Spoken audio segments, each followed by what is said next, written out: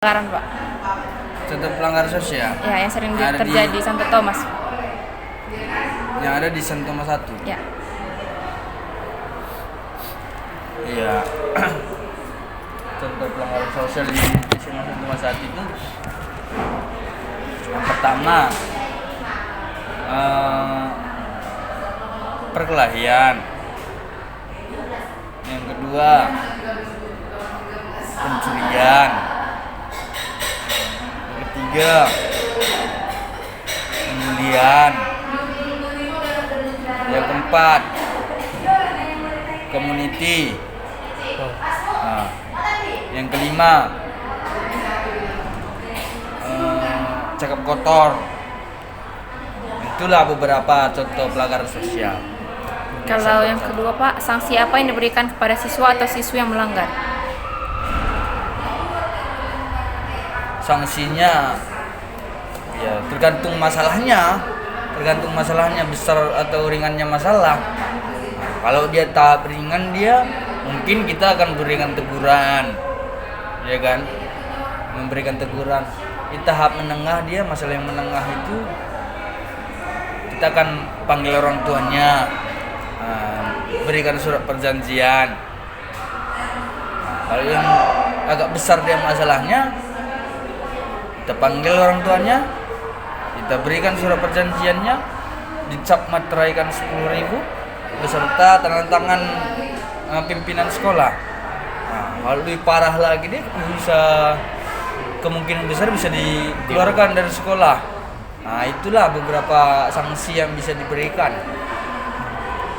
Kemudian Pak, apa dampak perubahan apa yang menjadi perubahan bagi siswa yang diberikan sanksi? Dampak perubahannya nggak semua bisa berubah, nggak semua siswa bisa berubah. Itu kembali ke sifat dan karakternya.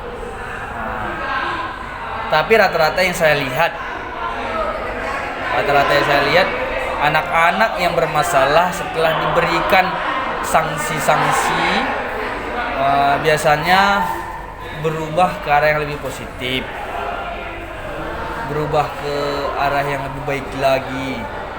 Tapi ada juga beberapa siswa yang belum bisa merubah tingkah lakunya lebih baik lagi. Berarti masih tetap melakukan kesalahan-kesalahan yang sama. Nah, itulah dia. Itu aja pertanyaannya, Pak. Makasih, Pak. Oke.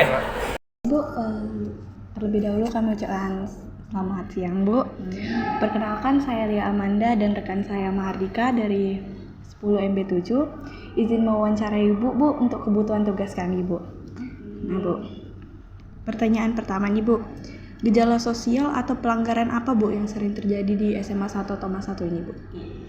Yang kamu tanyakan itu tentang pelanggaran sosial atau pelanggaran terhadap peraturan sekolah? Terhadap peraturan sekolah. Nah, kalau pelanggaran terhadap peraturan sekolah, kalau saya lihat itu kebanyakan ya yang sering saya tegur itu adalah tentang mengenai keterlambatan dan juga tentang etika berbicara. Memang tidak setiap harinya ada yang terlambat, ada kalanya memang satu hari itu tidak ada yang terlambat gitu, tetapi ada kalanya juga banyak gitu kan. Dan kalau rata-rata sih sebenarnya kalau dihitung dengan jari ada aja yang terlambat, walaupun ada beberapa hari yang tidak ada terlambatnya sama sekali. Walaupun itu ganti-gantian sebenarnya orangnya gitu kan, tapi kan itu merupakan fenomena yang harusnya kita sebagai sekolah yang disiplin, kita sih harus meminimalisir ya mengenai keterlambatan itu gitu. Nah, Bu, dari pelanggaran yang tadi itu, Bu, pasti kan ada sanksi yang diberikan sekolah nih, Bu. Ibu bisa jelaskan nggak, Bu, tentang sanksi itu, Bu, yang akan diberikan kepada siswa yang melakukan tindakan yang nggak sesuai, Bu? Oke. Nah, kalau menurut peraturan sekolah kita itu saya membahas tentang keterlambatan yang seperti tadi saya sorot ya, Nak ya. Nah, kalau keterlambatan itu, kalau dia terlambat pertama kali, maka dia akan diberikan teguran, mengisi kartu layanan BK, dan juga dinasihati supaya tidak terlambat lagi. Kemudian yang kalau misalnya dia keterlambatan kedua dan ketiga, itu kita menghubungi orang tua. Guru BK menghubungi orang tua Lalu setelah itu kita berharap bahwasanya ada kerjasama antara pihak sekolah dengan keluarga di rumah untuk mengurangi keterlambatan. Kemudian kalau yang keempat kali, berarti yang kedua ditelepon orang tua, ketiga telepon orang tua. Berarti kalau dengan telepon saja pun tidak mempan, maka untuk yang keempatnya harus dipanggil orang tua ke sekolah. Dan kalau dipanggil orang tua ke sekolah, dia akan mendapatkan surat peringatan.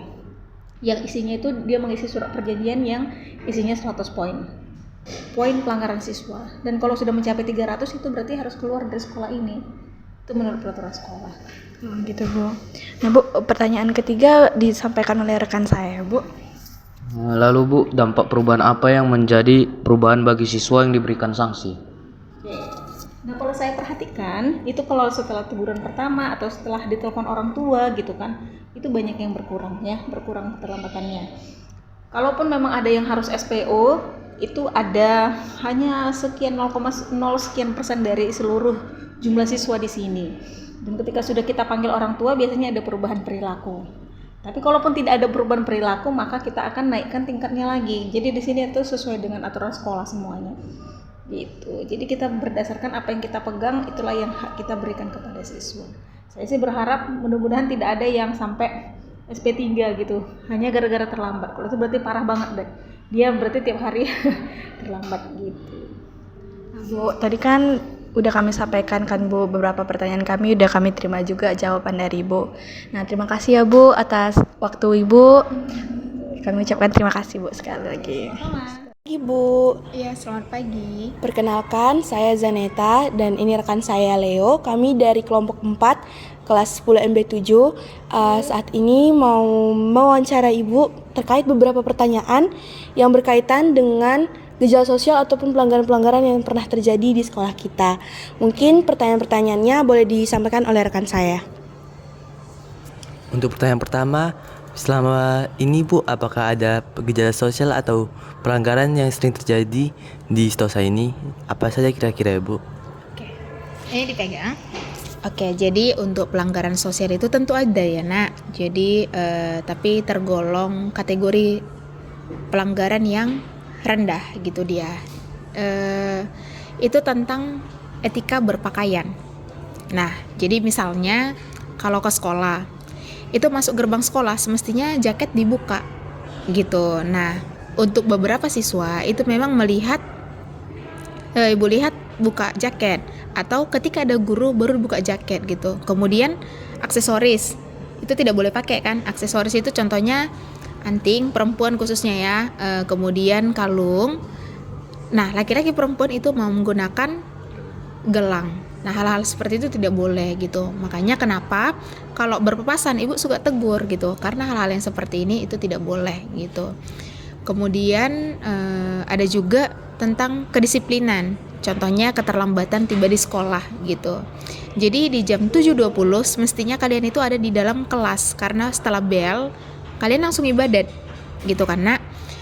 Tapi ketika ada siswa yang di jam 7.21 masih ada di luar dari gerbang sekolah, maka itu akan ditahan gitu. Itu contoh-contoh pelanggaran yang terjadi di sini. Terima kasih Bu. Untuk pertanyaan selanjutnya, kira-kira sanksi apa saja sih yang biasanya diberikan oleh guru pembimbing konseling kepada siswa-siswi yang melakukan pelanggaran tersebut Bu? Oke, jadi sanksinya itu tergantung permasalahan yang dialami gitu ya. Jadi misalnya yang kesalahan menggunakan seragam gitu. Ketika ada siswa yang salah menggunakan seragam, misalnya hari ini kalian kan putih-putih, tapi ada siswa yang memakai putih dan celana atau roknya itu biru gitu. Guru akan menegur kenapa bisa salah gitu. Kemudian meminta kalau memang kosnya di dekat sini suruh diambil, atau kalau jauh digojekkan sama orang tua ataupun saudara yang ada di rumah gitu. Kalau memang kondisinya tidak bisa memungkinkan untuk digojekkan, artinya di hari itu tidak bisa diganti gitu karena maka akan mendapat layanan BK. Akan ada catatannya di BK bahwasanya sudah pernah salah dalam menggunakan seragam gitu.